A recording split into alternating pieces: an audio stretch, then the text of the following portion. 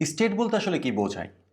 State বলতে একটা কম্পোনেন্টের নিজস্ব ডেটা, এতটুকু আমরা জানি, আগেই জেনেছি আমরা। কিন্তু কম্পোনেন্টের নিজস্ব ডেটার কি দরকার? আমরা একটা ভ্যারিয়েবল ডিক্লেয়ার করার মাধ্যমে বা একটা প্রপার্টি ডিক্লেয়ার করার মাধ্যমে একটা কম্পোনেন্টের নিজস্ব ডেটা নিয়ে নিতে পারি, কোনো সমস্যা নেই। তাহলে স্পেসিফিকভাবে আমাদের স্টেট নিয়ে কাজ করার কেন দরকার? একটা কম্পোনেন্টের স্টেট ডেটাই কেন দরকার? প্রপার্টিজ ব্যবহার করলে কেন হবে না? সেই কোশ্চেনগুলোর উত্তর প্রথমে আমাদের দরকার, এবং সেই উত্তরটা দেওয়ার জন্য অ্যাট ফার্স্ট আমরা যেটা করব সেটা হচ্ছে এখানে একটা প্রপার্টি ভ্যারিয়েবল নিব। প্রপার্টি ভ্যারিয়েবল রিয়্যাক্ট কম্পোনেন্টে দুইভাবে ডিক্লেয়ার করা যায়। আপনি যদি রিয়্যাক্টের 16.2 বা ধরে নেন 16-এর পূর্বের কোনো ভার্সন ব্যবহার করে থাকেন, তাহলে আপনাকে একটা প্রপার্টি ডিক্লেয়ার করতে চাইলে এইভাবে করতে হবে। প্রথমে একটা কনস্ট্রাক্টর নিতে হবে। যে কোনো ক্লাসে একটা কনস্ট্রাক্টর থাকতে পারে, যে কোনো ক্লাসে, ঠিক আছে?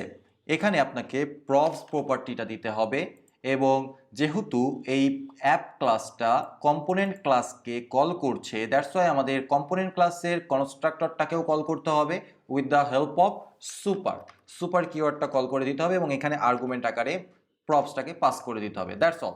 এই কনস্ট্রাক্টরটা আমাদেরকে নিতে হবে। এখন যদি আমরা আমাদের এডিটরের দিকে তাকাই, তাহলে দেখতে পাচ্ছি এখানে এক ধরনের ওয়ার্নিং আসছে। ওয়ার্নিংটা কি বলছে? Useless constructor. আমরা একটা ইউজলেস কনস্ট্রাক্টর ব্যবহার করেছি, যে কনস্ট্রাক্টরটার আসলে কোনো প্রয়োজন নেই। এই ওয়ার্নিংটা এখনই চলে যাবে যখনই আমরা এখানে একটা প্রপার্টি ডিফাইন করব। একটা ক্লাসের ভেতরে, ES6 এর ক্লাসের ভেতরে প্রপার্টি কিভাবে ডিফাইন করতে হয়? প্রথমে লিখতে হয় দিস, যে আমি এই ক্লাসের ভেতরে কিছু একটা করতে চাচ্ছি। তারপরে ডট সাইন দিয়ে প্রপার্টিটার নেম বা ভ্যারিয়েবলটার নেম আমাদেরকে দিয়ে দিতে হবে। ফর এক্সাম্পল আমি কাউন্ট নাম দিলাম। ওকে, আমি কাউন্টার নিয়ে কাজ করতে চাচ্ছি আপনাদেরকে বোঝানোর জন্য। This dot count is equal to 0। এটা একটা ওয়ে, যেই ওয়েতে আমি ইজিলি একটা প্রপার্টি এই ক্লাসের ভেতরে ডিফাইন করতে পারি, এবং সেটা কাজ করবে কিভাবে? অন্য জায়গা থেকে এই ক্লাসের ভেতরে, অ্যাপ ক্লাসের ভেতরে বা অ্যাপ কম্পোনেন্টের ভেতরে যে কোনো মেথড থেকে, কনস্ট্রাক্টরের ভেতর থেকে, রেন্ডার ফাংশন থেকে, জেএসএক্স থেকে, যেখান থেকে খুশি আপনি সেখান থেকেই এই প্রপার্টিটাকে ব্যবহার করতে পারবেন with the help of this. অর্থাৎ যেখানেই আমরা ব্যবহার করতে চাইবো সেখানেই আমাদেরকে দিস লাগিয়ে দিতে হবে। দিস ডট কাউন্ট আমার সাজেশনও দিয়ে দিচ্ছে আমার এডিটর, এবং আমি এখানে আরেকটা h1 ট্যাগ নিলাম, কাউন্ট লিখলাম। এখানে কাউন্ট ইজ ইকুয়াল টু, এবার আমরা কার্লি ব্র্যাকেট দিয়ে এখানে জাভাস্ক্রিপ্টের বিষয়টাকে, ইন্টারপোলেশনের ভেতরে জাভাস্ক্রিপ্টের ওই কাউন্ট ভ্যারিয়েবলটাকে, আমাদের ক্লাসের ভেতরে যে কাউন্ট ভ্যারিয়েবলটা আছে সেটা দিয়ে দিব। ওকে, যেহেতু জাভাস্ক্রিপ্ট সেহেতু ইন্টারপোলেশনের দরকার পড়বে কাউন্ট। ওকে, সো এবার আমরা সেভ করি। সেভ করে ব্রাউজারে যাই। আমি এখানে দেখতে পাচ্ছি কাউন্ট 0। আমি যদি আমার কনসোলটা ওপেন করি, তাহলেও আমি দেখতে পারবো যে এখানে আউটপুট আসছে 0। ইরোরের দিকে তাকানো দরকার নেই, কারণ এই ইরোরগুলো আমার বিভিন্ন এক্সটেনশন থেকে আসছে, এর আগেও আমি বলেছি। সো এখানে 0 দেখতে পাচ্ছি, এখানেও 0 দেখতে পাচ্ছি। এখন যদি আমি আমার কাউন্টের ভ্যালুটাকে 5 করে দিতাম, তাহলে আমি দুই জায়গাতেই 5 দেখতে পারতাম। ওকে, তার মানে এতটুকু ক্লিয়ার আমরা যে আমরা প্রপার্টি কনস্ট্রাক্টর ব্যবহার করে এর ভেতরে একটা ভ্যারিয়েবল ডিফাইন করতে পারি। এটা ওল্ড স্টাইল।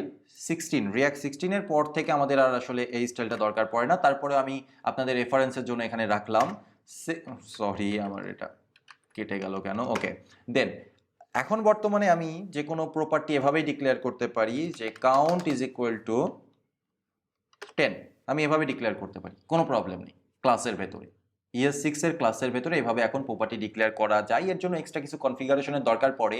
আর যেহেতু আমরা ক্রিয়েট রিয়াক্ট অ্যাপ ব্যবহার করে আমাদের রিয়াক্ট অ্যাপ্লিকেশনটা তৈরি করেছি, যা যা কনফিগারেশন দরকার ছিল সব কনফিগারেশন হয়েই আছে। সো আমরা এটা ব্যবহার করতে পারবো। সো এবার আমি এটাকে কনসোল লগটাকে কমেন্ট আউট করে এবার চেক করার চেষ্টা করি যে আসলে আমার কোনো ইরর আছে কিনা। আমরা সেভ করলাম, রিফ্রেশ হলো, দেখলাম যে না, এখানেও কাউন্ট 10, এখানেও 10, কনসোলে সব জায়গায় ঠিকঠাক আছে। অর্থাৎ আমরা দুই ওয়েতেই কাজটা করতে পারি। যেহেতু এত শর্টকাটে কাজ হয়ে যাচ্ছে, সেহেতু আর আমাদের এটার দরকার নেই, তাই না? তো আমরা এবার নর্মালি এভাবেই কাজ করবো, আর কনসোল লগটাকে কমেন্ট আউট করে রাখবো। আমি আসলে এটা প্রিন্ট আউট করতে চাচ্ছি না, আমি চাচ্ছি একটা বাটন থাকবে, সেই বাটনটাতে ক্লিক হওয়ার পরে এই কাউন্টের ভ্যালুটা আপডেট হবে। সেটা কিভাবে করতে পারি? এটা করার জন্য অ্যাট ফার্স্ট আমি এখানে একটা বাটন নেই, হয়তো সব কিছু আপনি এখন বুঝবেন না, কিন্তু তারপরেও আমি এখানে লিখে রাখছি।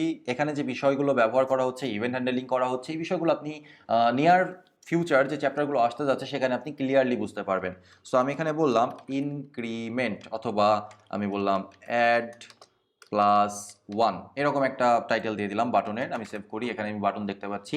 এখন বাটন আছে কিন্তু আমি এই বাটনটাতে ক্লিক করলে কিচ্ছু হবে না, কারণ আমি এটার ইভেন্ট হ্যান্ডেলিং করিনি। এজন্য আমাকে কি করতে হবে, এখানে আমি ইভেন্ট হ্যান্ডেলিং এর জন্য এখানে লিখতে পারি অন ক্লিকের পরে আমি জাস্ট এখানে আমাকে জাভাস্ক্রিপ্ট ইন্টারপোলেশনের মাধ্যমে ক্লিক হ্যান্ডেলার প্রোভাইড করতে হবে, যেটা মূলত একটা জাভাস্ক্রিপ্ট ফাংশন।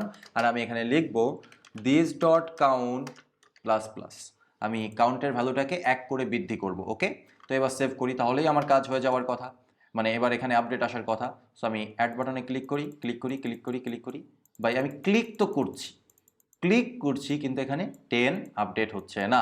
আমি এই লাইনটাকে একটু বড় করি, এখানে মানে ইমপ্লিসিট রিটার্ন করা আছে, আমি এক্সপ্লিসিট রিটার্ন করি।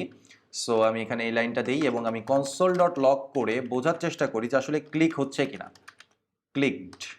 সো আমি এখানে বোঝার চেষ্টা করি যে আমার এই ফাংশনটা আদৌ কল হচ্ছে কিনা বাটনে ক্লিক হওয়ার পরে, ঠিক আছে। সো ক্লিকড, আমি যতবার ক্লিক করছি দেখেন যে এখানে ক্লিকড লেখা উঠছে, তার মানে ক্লিক কনফার্মলি হচ্ছে, কিন্তু আমার এখানে ভিউটা আপডেট হচ্ছে না। কেন ভিউটা আপডেট হচ্ছে না তা তো জানি না, হয়তো ভ্যারিয়েবলটা আপডেট হচ্ছে না, তো আমার এই কাউন্টের ভ্যারিয়েবলটা আপডেট হচ্ছে না। যতই ফাংশন আপডেট হোক, ফাংশন কল হোক, এই ভ্যালুটা মনে হয় আপডেট হচ্ছে না। এটা আপডেট হচ্ছে কিনা সেটা বোঝার জন্য আমরা এই রেন্ডার ফাংশনের এখানে কনসোল লগ করি। ওকে, আর অ্যাকচুয়ালি এখানে আমার কনসোল লগ করার দরকার নেই, এখানে তো ইনিশিয়াল একবারই থাকবে, একবারই ভ্যালুটা আপডেট হবে। এখানের কাউন্টটাকে 0 করে দিই এবং কনসোল লগে আমরা যখন ক্লিক করেছিলাম তার পাশে আমরা দিস ডট কাউন্ট ভ্যালুটাকে প্রোভাইড করে দিই। ফাংশন কল হচ্ছে এবং কাউন্টের ভ্যালুটা আপডেট হচ্ছে কিনা এবার আমরা প্রপারলি বুঝতে পারবো। সো ক্লিয়ার করে নিই, অ্যাড 2 3 4 5 6, আরে আমার কাউন্টের ভ্যালু তো আপডেট হচ্ছে, আমার কাউন্টের ভ্যালু এই প্রপার্টির ভ্যালু তো আপডেট হচ্ছে, কিন্তু আমার এখানে কেন আপডেট হচ্ছে না? এটাই হচ্ছে ফান্ডা। আপনি যখন একটা নর্মাল প্রপার্টিজ ডিক্লেয়ার করবেন, সেই প্রপার্টিজটা ততক্ষণ লাইভ থাকবে, সেই প্রপার্টিজের ভ্যালু আপডেট হবে যতক্ষণ না আমার ওই কম্পোনেন্টটা লাইভ থাকবে। আমার এই কম্পোনেন্টটা এখানে লাইভ অবস্থায় আছে, এই কম্পোনেন্টের ভেতরকার ভ্যালুটা আপডেট হচ্ছে, আমরা যে প্রপার্টিটা ডিক্লেয়ার করেছি সেই প্রপার্টিটা আপডেট হচ্ছে, সেটা ঠিক আছে। কিন্তু এই প্রপার্টিটা চেঞ্জ হওয়ার ফলে আমাদের ভিউটা আপডেট হচ্ছে না। That is the problem. Okay, problem কোথায়? প্রবলেম হচ্ছে আমরা নর্মাল যদি একটা প্রপার্টি ডিক্লেয়ার করি, সেই প্রপার্টি ডিক্লেয়ার করার ফলে, সেই প্রপার্টি চেঞ্জ হওয়ার ফলে আমাদের এই ভিউ লেয়ার বা আমাদের রিপ্রেজেন্টেশন লেয়ার আপডেট নেবে না। আর এই প্রবলেমটাই সলভ করে থাকে রিঅ্যাক্টের স্টেট ভ্যারিয়েবল।